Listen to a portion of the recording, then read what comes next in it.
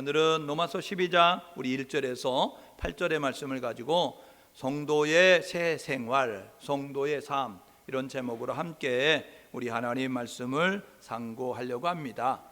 성도라는 것은 예수 믿는 사람들을 의미하지요.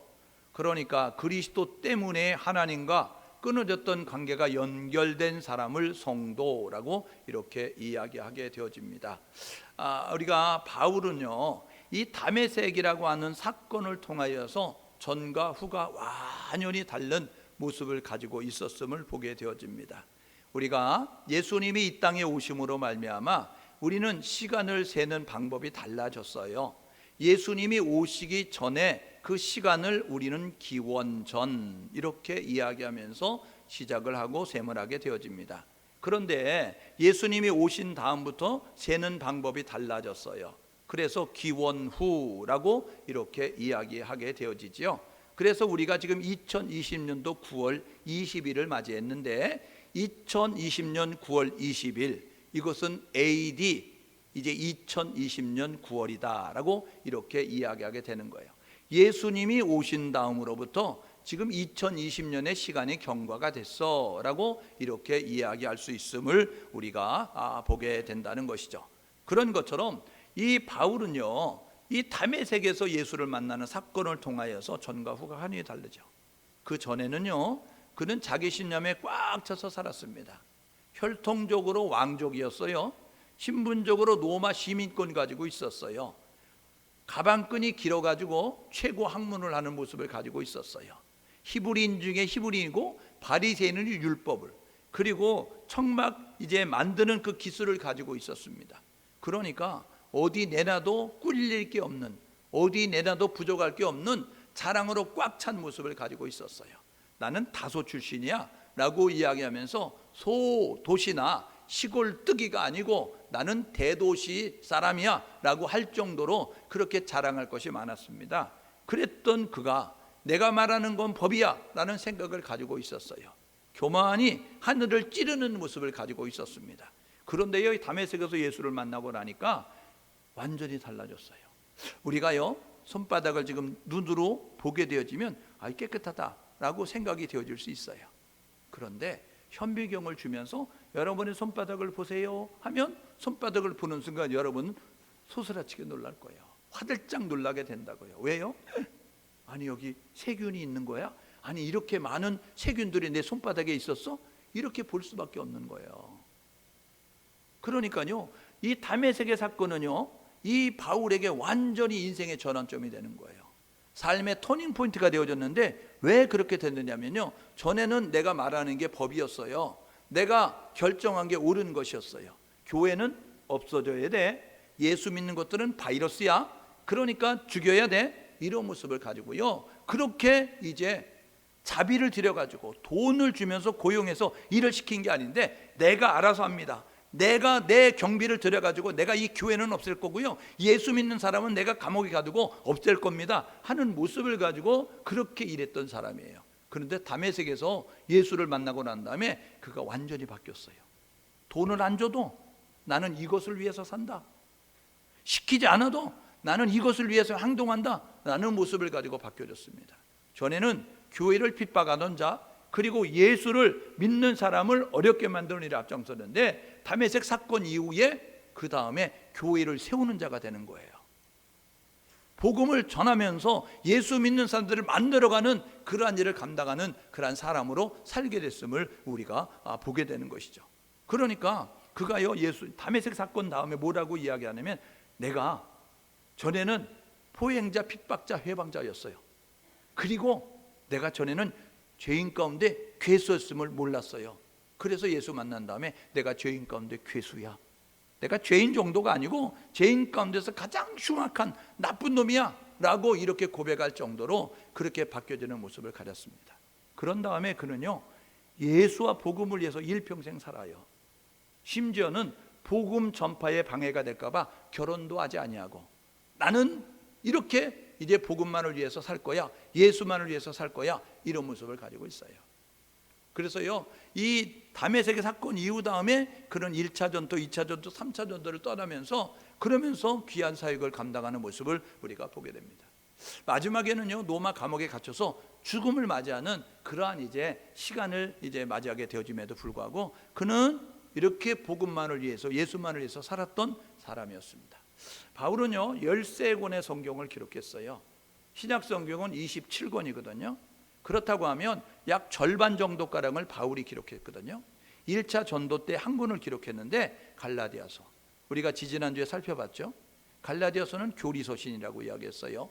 작은 로마서다라고 이렇게 이야기했습니다. 왜요? 6장으로 이루어져 있는데 갈라디아서는요 1장 2장에서는 하나님의 은혜와 복음에 대해서 이야기해요. 3장과 4장에서는요 율법과 복음에 대해서 이야기하고요, 5장 6장에서는요 복음적 삶에 대해서 이야기하는 거예요.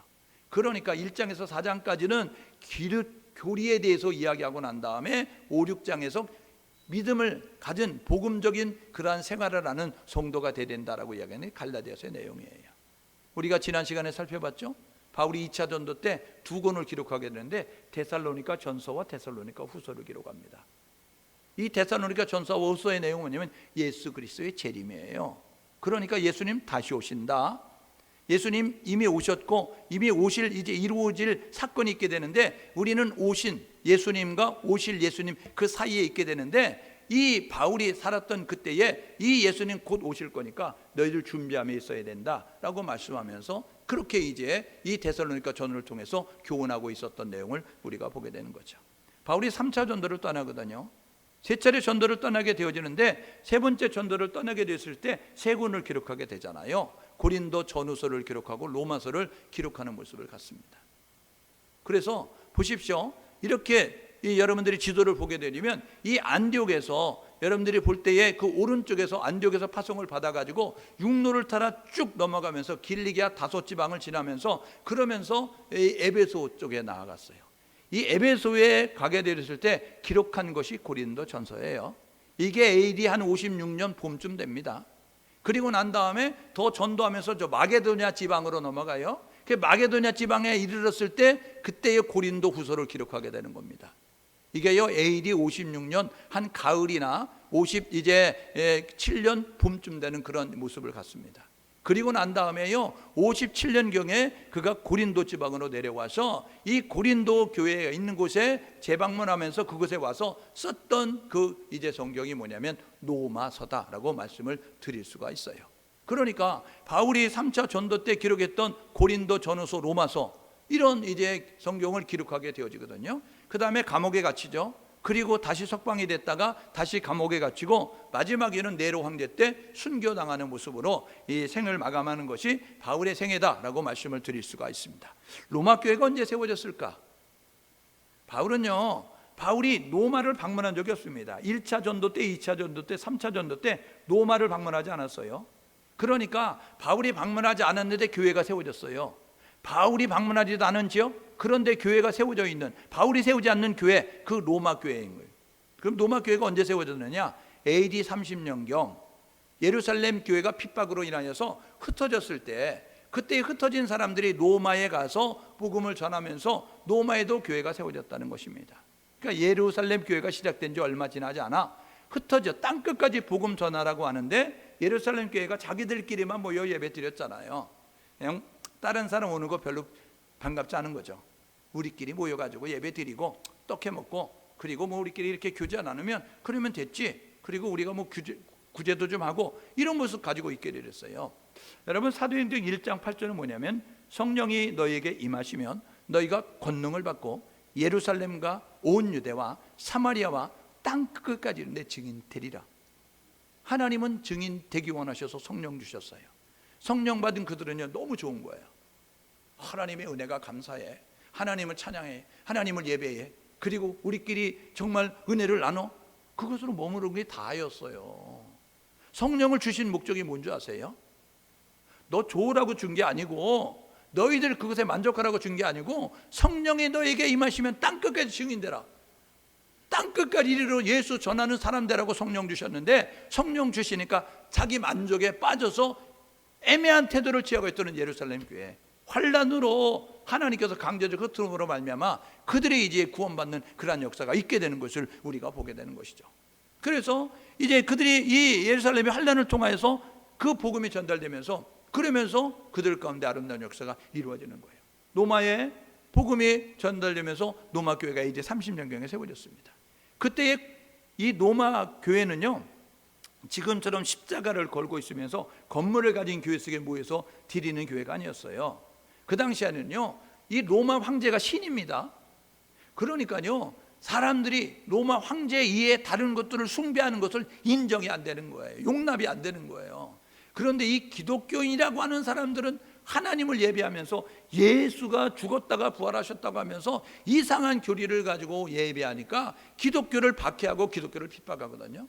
그러니까요, 이 교회가 건물을 가지고 모이지 못하고 가정에서 모였습니다. 로마 지역에는 약 5개 교회가 가정교회가 있었다라고 이야기하는데 십자가가 있는 교회가 아니었고 가정에 모여서 예배를 드렸어요.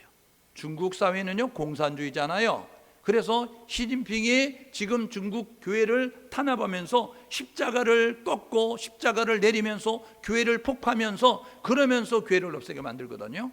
중국에도 교회가 있습니다. 삼자교회라고 있어요.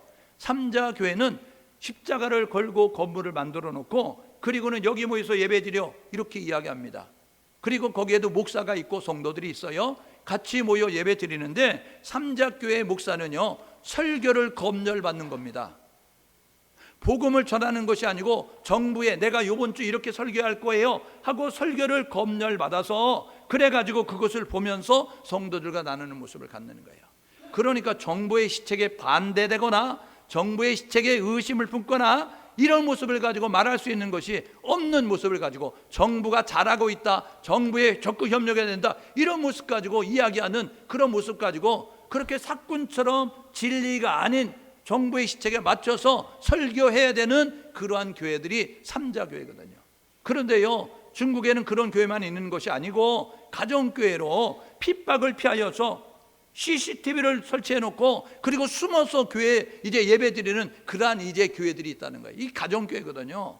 이 가정교인들이 굉장히 많다라고 그렇게 이야기하고 있습니다.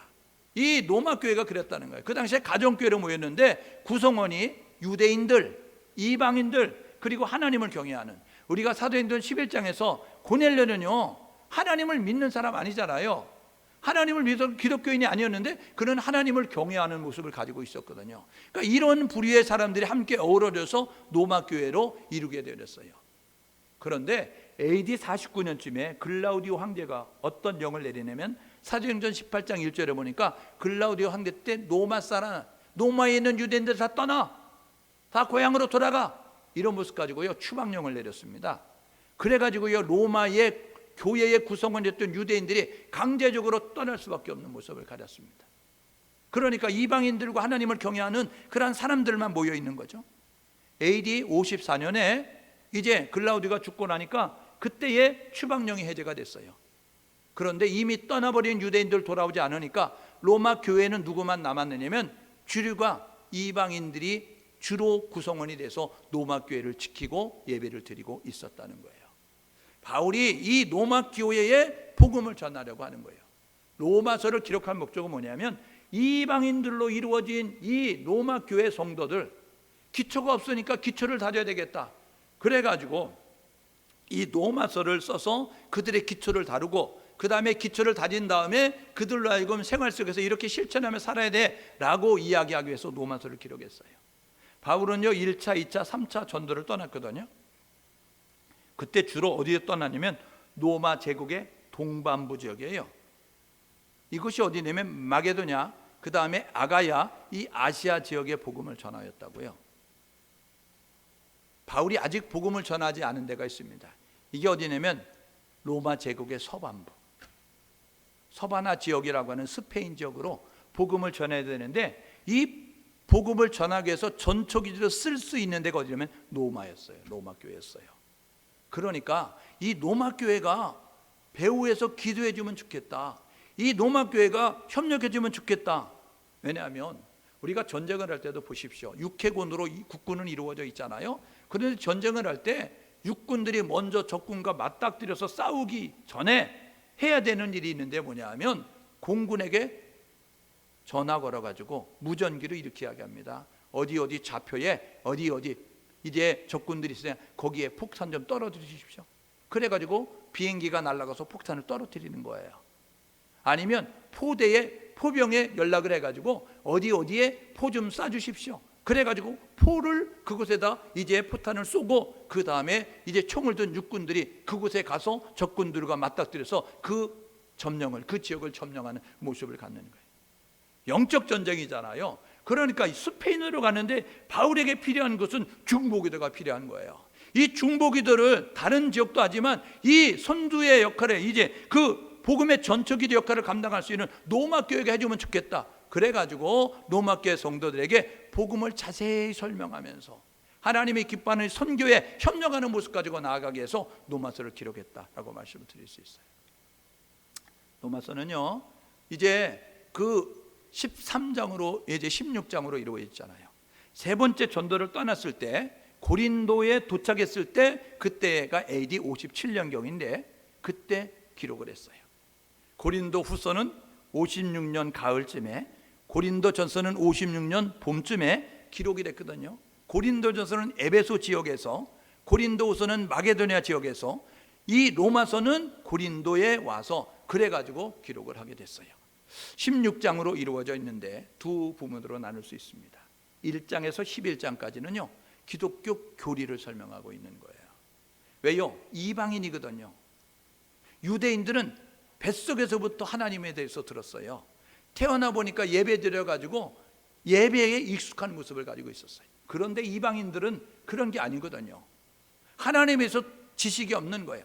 하나님에서 들어본 적이 없는 거예요. 그런데 복음을 들으면서 하나님을 믿게 되고 예수 그리스도를 구세주로 영접하게 되고, 그러니까 이 신앙적인 깊이가, 신앙적인 기초가 연약한 모습을 가지고 있는 거죠.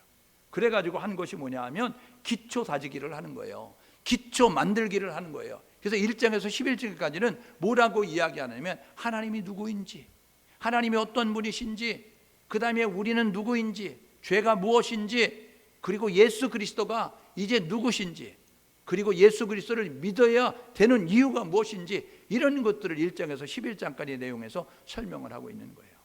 왜요? 모르니까. 왜요? 알지 못하니까. 여러분 집을 지을 때 그냥 아무데나 이렇게 대충 짓는지 아세요? 지을 수 있어요. 근데요 기초가 약하면 무너지는 거 아시죠? 기초가 약하면 쓰러지는 거 아시죠? 그래서 집을 지으려고 하면 반드시 하는 것이 뭐냐면 터닫기 합니다.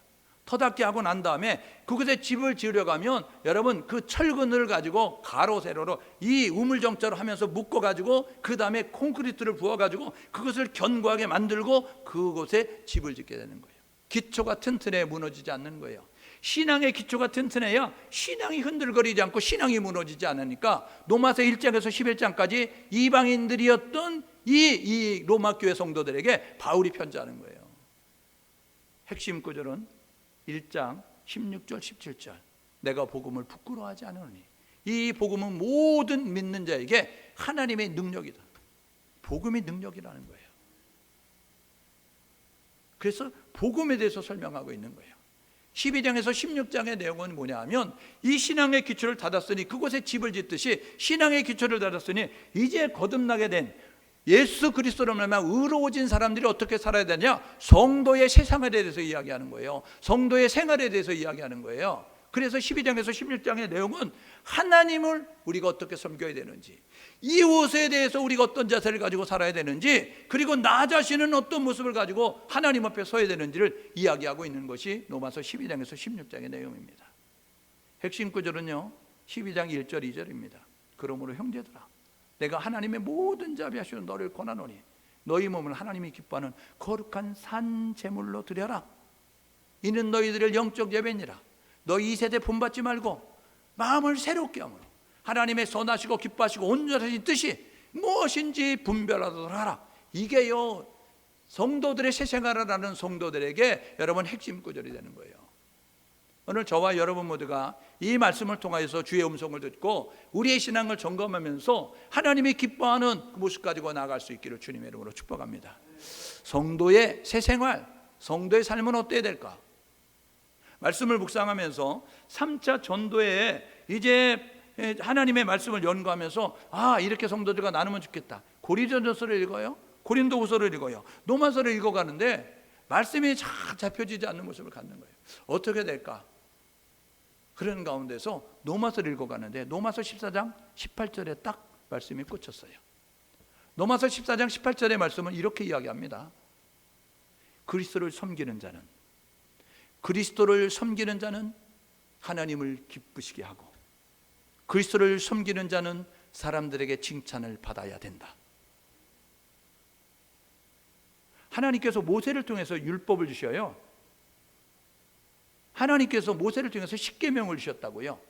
십계명은요, 하나님에 대한 계명과 인간에 대한 계명으로 나눌 수 있습니다. 10가지 계명 가운데 1계명에서 4계명까지 4개의 계명은 하나님을 어떻게 섬겨야 되는지, 5계명부터 10계명은요, 6가지 계명은요, 하나님께서요 이제 이스라엘 백성들에게 너희들 관계 속에서, 사회 속에서, 너희들 인간 사회 속에서 어떻게 생활해야 되는지를 말씀해 주고 있어요. 그런데 예수님이요, 인간의 몸을 입고 이 땅 가운데 오시죠. 이 땅 가운데 오셔서 예수님이 이 십계명을 2가지로 압축시키는 거예요. 내 몸과 마음과 뜻과 정성을 다하여 하나님을 사랑하라. 내 이웃을 내 몸과 같이 사랑하라. 이런 말씀으로 예수님께서 2가지로 압축시켜 주셨다고요. 그래서 로마서 14장 18절에 보니까 그리스도를 섬기는 자 성도 아닙니까? 그리스도를 섬기는 자 신자 아닙니까? 그리스도를 섬기는 자 교회 다니는 사람 아니에요? 그러면 우리에게 주시는 말씀이에요.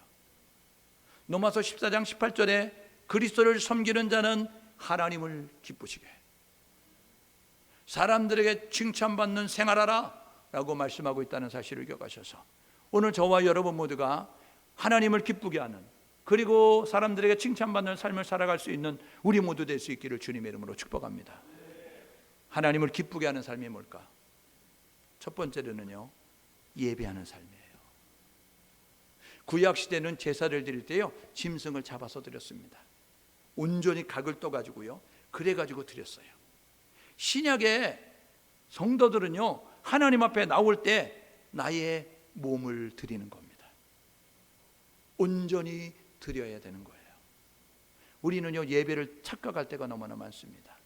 예배하는 1시간? 그것이 예배된 줄 알아요. 그것이 예배의 전부인 줄 알아요. 아니요. 하나님은요, 영이시니 예배하는 자를 찾으시는, 하는 예배하는 자는 영과 진리로 하나님을 예배할지나. 요한복음 4장 24절이 이렇게 이야기하거든요. 말라기 선지자에 보면요, 구약 최후의 선지자가 말라기 아닙니까? 나의 사자 뜻을 가지고 있는 말라기를 통해서 하나님이 말씀하셨어요. 이스라엘 백성들에게, 야, 차라리 성전문 닫아 라고 이야기했어요. 그들이 예배를 드렸거든요. 그들이 생활 속에서 삶을 살다가 하나님 앞에 안식일 나가서 예배를 드리는데 하나님께서 말라기 선지자에서 역겨워 예배, 성전문 닫아, 이렇게 이야기하고 있는 거예요. 하나님이 연락하지 않는 예배를 드렸던 겁니다. 여러분, 얼마 전에 나왔던, 오래전에 나왔던 책 가운데 이런 제목을 가진 책이 있었습니다. 예배인가 쇼인가? 우리가 드리는 예배가 하나님 앞에 올려지는 예배인지 아니면 사람들에게 보여지기 위한 쇼인지 우리가 애매모호할 때가 너무나 많다는 겁니다. 무너진 예배의 단을 수축해야 합니다. 하나님을 기쁘게 하는 것은 예배가 회복이 돼야 되는 거예요. 예배가 살아나야 되는 거예요. 예배는 보는 게 아니에요. 예배는요, 팔짱 끼고 듣는 게 아니라고요. 예배는 동참하는 것이고 예배는 참여하는 거예요. 그런데 우리 뭐라 그래요? 쇼를 보듯이, 영화를 보듯이, 드라마를 보듯이, 연극을 보듯이, 관람하듯이 앉아가지고 성가대의 찬양을 관람하고 목사의 설교를 관람하고 이런 모습 가지고요, 예배를 보고 구경하고 그런 모습을 가지고, 아니요. 예배는 우리가 온 마음을 다하여 하나님 앞에 나의 모든 것을 드리는 것이라는 사실을 기억하셔서 예배하는 1시간만 예배가 아니고 나의 삶의 모든 것이 예배임을 깨달아서 성전을 떠나 세상에 사는 그 시간도 예배임을 깨닫고 예배자로 살아가는 우리 모두 될 수 있기를 주님의 이름으로 축복합니다. 하나님은 불꽃 같은 눈으로 살피시거든요. 성경은 이야기합니다. 하나님은 졸지도 주무시지도 아니하시고 불꽃 같으로 24시간 관찰하고 계셔요. 살피고 계시다고요. 그러니까요, 여러분, 나의 신앙의 수준은 내가 혼자 있을 때 하는 것이 나의 신앙의 수준입니다. 우리는요, 이 스마트폰을 보면서 여러분, 우리가 이제 하나님을 예배하려고 할 때가 너무나 많아요. 우리가 이 드라마를 보면서 세상에서 만나가지고 교제를 나누면서 하나님을 예배하는 모습을 가질 때가 너무나 많다고요. 아니요, 하나님을 예배하는 것은 말씀으로 돌아가 말씀 앞에 서야 되는 거예요. 하나님 무엇을 기뻐하는지, 하나님 무엇을 원하시는지 알려고 하면 하나님은 여기시니 예배한 자를 찾으신다고 말씀하셨으며, 오늘 저와 여러분 모두가 예배에 최선을 다하는 우리 모두 될 수 있기를 주님의 이름으로 축복합니다. 여러분, 하나님을 기쁘게 한 두 번째 삶은 무엇인지 아세요? 그것은요, 이 세대를 본받지 않는 겁니다. 이 세대를 본받지 않는 것은 뭐냐면 이 세상의 가치관, 문화, 전통, 이 세상의 방식을 따라 살아가지 않는 거예요. 하나님을 기쁘게 하는 사람은 이 세대를 본받지 아니하고 다가오는 세대를 본받는 것입니다. 이 세대는 어떤 것이냐면 이 세상을 이제 임금 노릇하고 있는 사단이 장악하고 있는 세상, 정세와 권세와 그 약한 영들이 이 역사하고 있는 이 세상 가운데서 지금 아담의, 그리고 죄의, 그리고 사망 아래, 그리고 율법 아래, 그리고 육체의 소욕을 쫓아 살아가는 그런 모습을 갖는 사람들. 그러니까요, 하늘을 소망하지 않는 사람은 말할 때마다 뭘 말하는 줄 아세요? 좀 더 많이, 좀 더 넓게, 좀 더 이제 높이, 이런 것들 자랑하는 거예요. 땅의 것들 자랑합니다. 그래서 월세 사는 사람들은요, 전세 살기를 원하고, 전세 사는 사람은요, 조금이라도 내 집을 갖기를 원하고, 내 집을 가진 사람은요, 화장실 2개 되기 원하고요, 집 하나 있으면요 만족하지 아니하고 세컨하우스로 별장 정도로 어디에 있으면 좋겠다, 이런 생각 가지고 있습니다. 국산차 타면요, 소형차 타면요, 중형차 타고 싶고, 중형차 타는 사람은요 외제차 타고 싶고, 사람의 욕심은 한도 끝도 없는 거예요. 그 땅의 꽃, 사단이 그렇게 역사하니까, 사단이 그렇게 조종하게 되어지니까 이 육신의 소욕을 쫓아 살아가는 모습을 가져요. 성도에게 원하는, 하나님이 기뻐하는 삶은 세상의 소욕을 쫓는 게 아닙니다. 육체의 소욕을 쫓는 게 아닙니다. 이 세대, 다가올 세대를 위해서 해야 되는데 그리스도를 기억하는 거예요. 구원자 예수를 기억하는 겁니다. 하나님의 의를 생각하는 거, 하나님과 관계 친밀하기 위해서, 그리고 생명을 이제 누리기 위해서, 생명을 얻기 위해서 힘쓰는 모습, 하나님의 은혜 아래 거하기 위해서 노력하는 모습, 그리고 내주하시는 성령님의 인도하심을 따라 살기 위해서 노력하는 모습 갖는 것이 다가올 세대를 따라가는, 본받는 삶이 되는 것입니다. 그래서 성경이 우리에게 이야기하는 거예요. 땅이나 땅에 있는 것들을 소망하지 말고 하늘의 것들을 소망하면서 하늘의 것들을 추구하며 살라고 이야기하는 겁니다. 세 번째로 하나님을 기쁘게 하는 삶이 뭡니까? 하나님의 뜻을 분별해야 합니다. 하나님을 기쁘게 하는 생활은요, 하나님의 뜻이 무엇인지를 알아야 되는 거예요. 하나님의 뜻을 어떻게 할 수 있습니까? 드라마 보면 나오지 않아요. 영화 보면 나오지 않아요. 여러분, 유튜브 보면 나오지 않아요. 스마트폰에 나오지 않아요. 드라마 보는 것만큼, 스마트폰 보는 것만큼, 유튜브 하는 것만큼 말씀을 읽으세요. 말씀을 보세요. 말씀에 하나님의 뜻이 있다고요. 말씀에 하나님의 뜻이 적혀져 있는데, 데살로니가전서 4장 3절에 보니까 하나님의 뜻은 이것이니 너희의 거룩함이다. 하나님의 뜻은 이것이니 너희의 거룩함이다. 여러분, 생각을 거룩하게, 말을 거룩하게, 행동을 거룩하게 하는 우리 모두 될 수 있기를 주님의 이름으로 축복합니다. 레위기 19장 2절에 보게 되니까 내가 거룩하니 너희도 거룩하라고 말씀하셨던 그 하나님이 오늘 우리에게 원하시는, 신약 이제 시대를 살아가는 우리 성도들에게 원하시는 그 모습은 거룩입니다. 예수 믿으면서 여러분들이 더러운 생각을 하면 안 돼요.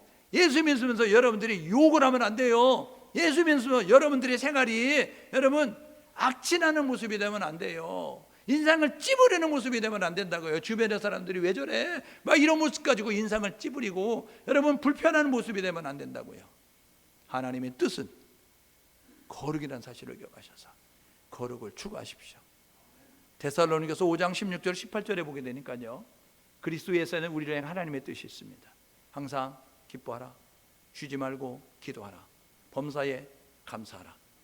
이게 그리스도 예수 안에서 우리의 하나님의 뜻입니다. 하나님의 뜻은 항상 기뻐하는 거예요.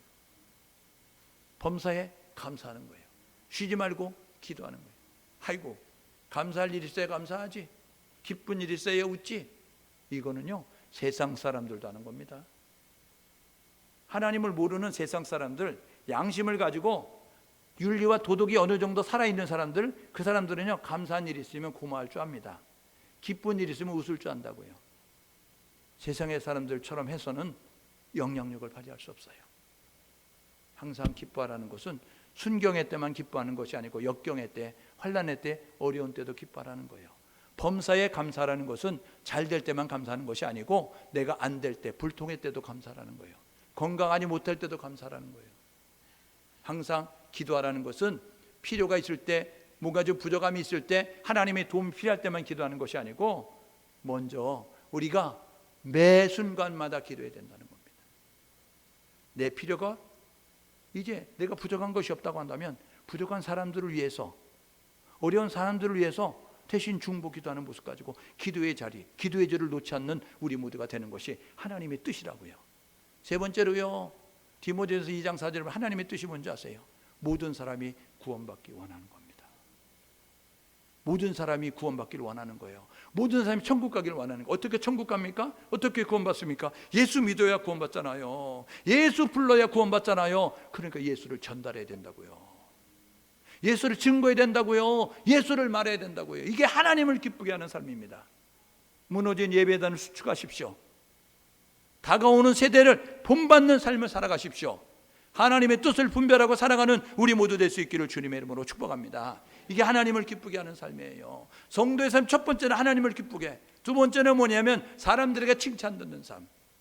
우리가 함께 살고 있는 그 사람들에게 칭찬 듣는 삶. 어떻게 칭찬 들을 수 있을까? 세상 사람들처럼 칭찬받지 못해요. 세상 사람이 칭찬할 수 있는 모습입니다. 타인의 모범이 되어야 됩니다. 8절 보십시오. 오늘 8절 뭐라고 이야기합니까? 성실함으로, 부지런함으로, 자원함으로 이렇게 이야기합니다. 성실은 뭡니까? 진실한 거예요. 꾸준한 거예요. 한결같은 거예요. 부지런한 건 뭐예요? 게으르지 않는 거예요. 꾀부리지 않는 거예요. 자원하는 건 뭐예요? 시키는 것만 하는 게 아니에요. 스스로 하는 거예요. 믿음의 사람은요, 사람들에게 칭찬받아야 됩니다. 사람들은 언제 칭찬하냐면 본이 될 때, 모범이 될 때 칭찬합니다. 성실하게 살아가십시오. 부지런하게 살아가십시오. 그리고 즐거운 마음을 가지고 자원하는 마음으로 열심히 해가십시오. 이후에도 말씀드렸는데 지난번에 마이사 9호 태풍이 지나갔을 때 심한 바람이 불었어요. 그래가지고 가지들도 찢겨지고 우리 교회도 뭐 가지를 찢겨지고 막 이제 막 여러 가지 엉망이 되는 그런 모습을 가졌어요. 태풍이 지나고 난 다음에 차를 몰고 가다가 저 학교 앞을 지나게 됐어요. 학교 앞을 지났는데 나무 가지가 찢어져 가지고 가로 이제 그 도로변으로 넘어져 가지고 1차선을 막고 있는 거예요. 편도 1차선이니까 한 차선으로 왕복되는 차선들이 서로 기다렸다가 지나가고 나면 또 반대 차선에서 오고 그 차가 다 지나가면 이쪽에 기다렸던 차들이 지나가는 모습을 가지고 있었어요. 어느 누구도 피해서 가지만, 어느 누구도 돌아서 가지만 그것을 치울 생각을 하지 않았어요. 집사람하고 같이 차를 몰고 가다가 차를 한쪽에 세웠습니다. 그리고 찢어진 가지, 도로 한켠을 막고 있는 그 가지 누가 시키지 않았어요. 마을에서 목사님이 가서 치세요 이렇게 지시하지 않았어요. 그곳에 가다가 사람들이 통행의 불편을 주고 있는, 사람들의 왕복에 불편을 주고 있는 그 가지 내려서, 우리 집사람은 그렇게 건강하지 않잖아요. 그런데 그 사람과 함께 힘을 합쳐가지고 저희들이 그것을 한쪽으로 붙여서 차들이 서로 지나다닐 수 있도록 그렇게 만들게 되었어요. 그거 시켜서 한 일 아닙니다. 이거 했다고 누가 보상해 주는 거 아닙니다. 이거 했다고 누가 칭찬해 달라고 그렇게 칭찬을 바라며 한 거 아닙니다. 우리 동네에 살고 있는 우리 이웃 주민들 불편하지 않도록 먼저 보았으니 필요를 느꼈으니 그것을 행하는 겁니다. 세상 사람들은요, 보는 거예요. 안 보는 것 같아도 다 봅니다. 교회에 다니는 사람이 어떻게 하고 있는지. 교회 다니는 사람들 이제 조롱할 때 이런 말 씁니다. 예수쟁이 말쟁이. 예수쟁이 말쟁이. 이건 뭐냐면요, 교회 다니는 사람은 말은 천사처럼 한다는 거예요. 그런데 생활은 깍쟁이처럼 산다는 겁니다. 절대로 손해 안 봐요. 왜 내가 손해 봐야 돼? 그래서 내 몫을 악착같이 챙기는 모습 가지고 손해 보지 않고 희생하지 않고 헌신하지 않는 모습 가지고 있는 거예요. 그래서 교회에 다니는 사람들을 그렇게 이야기하는 거예요.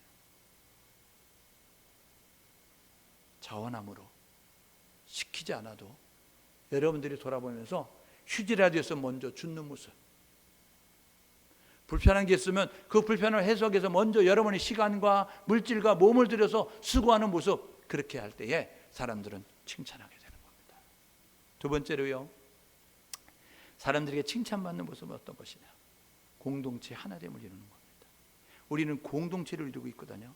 이 공동체를 이루게 되어지는데 이 공동체가 하나 되기 위해서 노력해야 됩니다. 받은 바 은사가 다르다라고 이야기하는 거죠.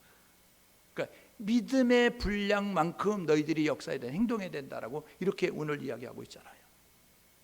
이것을 통해서 할 수 있는 것은 뭐냐면, 우리 몸에는요 여러 지체들이 있습니다. 눈, 코, 입, 손, 발. 그러니까요, 다 귀도 눈이 되고 코도 눈이 되면 이거 괴물되는 겁니다. 그렇잖아요. 눈은 여기에 붙어 있어야 눈이지, 눈이 여기에 붙어 있어 이게 제대로 된 거냐고요. 예? 코가요 여기 있어야 되는데 코가 뒤집어져 가지고 하늘을 향해서, 여러분 그렇게 있으면요 비 올 때마다 여러분 그거 막아야 되니까 얼마나 힘들겠어요. 코는 제 위치에서 역할을 감당해야 되고, 눈은 제 위치에서 역할을 감당해야 되고, 귀는 제 위치에서 역할을 감당해야 돼. 이게 순서가 바뀌어요. 눈이 여기가 있고 귀가 여기가 있으면 여러분 이게 제대로 된 거냐고요. 부조화잖아요. 다 있는데 부조화. 웃음꼴이 될 수밖에 없는 거예요. 건강한 공동체가 되려고 하면 내가 있어야 될 자리에서 내가 감당해야 될 잘 감당할 때 건강한 공동체가 되는 겁니다. 오늘 저와 여러분 모두가 이 사회를 밝게 만들기 위해서, 이 사회가 건강해지기 위해서 해야 될 일은 내가 있어야 될 자리에서 내가 최선을 다해 일하는 모습이 될 수 있기를 주님의 이름으로 축복합니다. 산상수훈을 통해서 말씀하시죠. 예수님께서 너희는 세상의 빛이다. 너희는 세상의 소금이다. 여러분, 빛은요 등경 아래에 있으면 안 됩니다. 여러분, 소금은요 부뚜막에 있으면 안 된다고요. 소금은요 음식 속에 들어가야 되고요, 빛은요 높이 들어서 주변을 밝힐 수 있는 모습을 가져야, 그래야 제대로 역할을 감당하는 모습을 갖는 거예요. 하나님이 우리에게 주신 은사가 다르다고요. 하나님이 우리에게 주신 그 모든 것들이 다르다고요. 그래서 우리가 해야 될 것은 세 번째로는 타인을 인정하고 배려하는 삶이에요. 우리는요 토론 문화가 안 돼가지고 네 편 내 편을 얼마나 가르는지 아세요? 내 편이면 다 맞아요. 내 편이면 전부 옳아요. 상대편이면 다 틀려요. 무슨 얘기하면 들어보지도 않습니다. 생각해 보지도 않아요. 저쪽에서 말했어 반대 이렇게 말하는 거예요. 이쪽에서 말했어 찬성 이렇게 말하는 거예요. 옳고 그름의 문제가 아니에요. 맞고 틀림의 문제가 아니에요. 네 편이냐 내 편이냐. 내 편이 말하면 무조건 옳아, 상대편이 말하면 무조건 틀려. 이런 모습 가지고 있는 것이 지금 우리가 겪고 있는 그런 사회 속의 모습이라는 겁니다. 여러분, 칭찬받는 사람이 되려가면 다양성을 인정하십시오. 다르다고 틀린 거 아닙니다.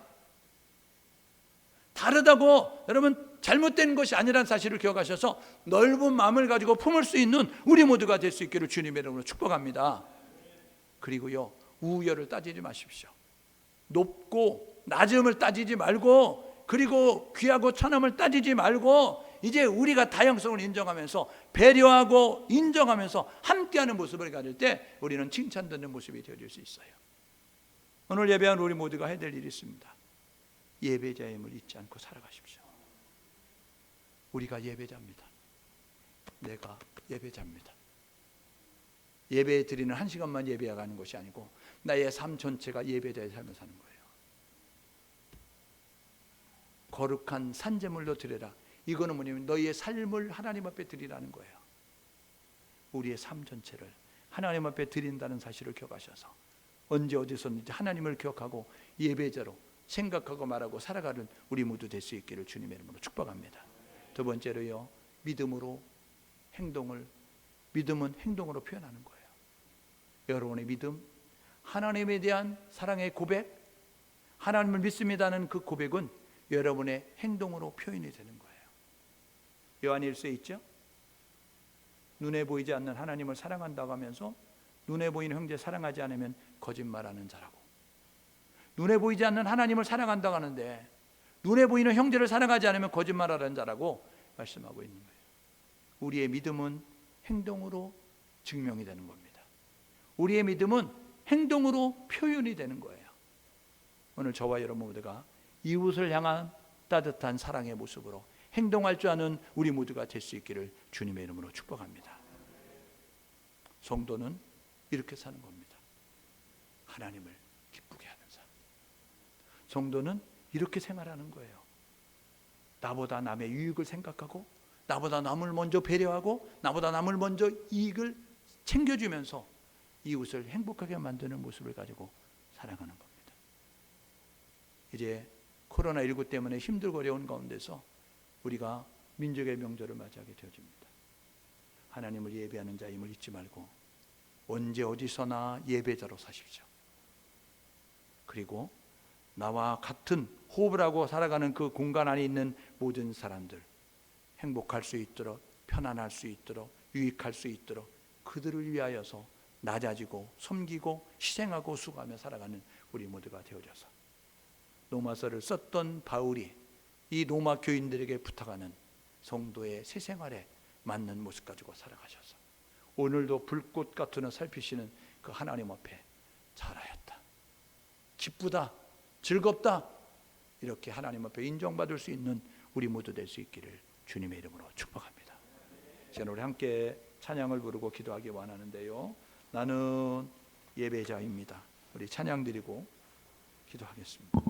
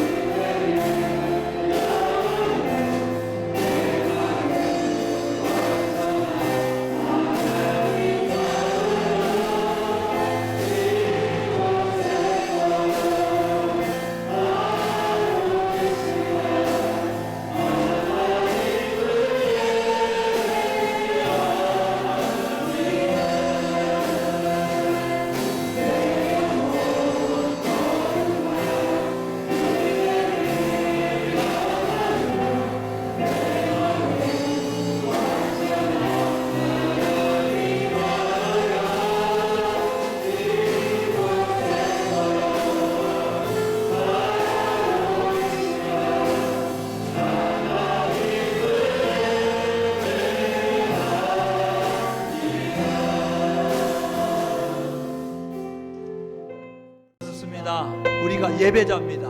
내가 예배자입니다. 예배자로 살고 계십니까? 예배자로 살아야 됩니다. 하나님은 영이시기 때문에 예배자를 찾으신다고요.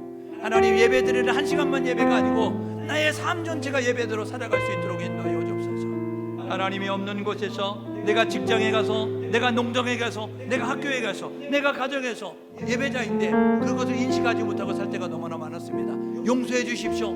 이제는 예배대로 살겠습니다. 예배자로서 생각하고 말하고 행동하며 살겠습니다. 우리 함께 마음을 모두 하나님 앞에 기도하겠습니다.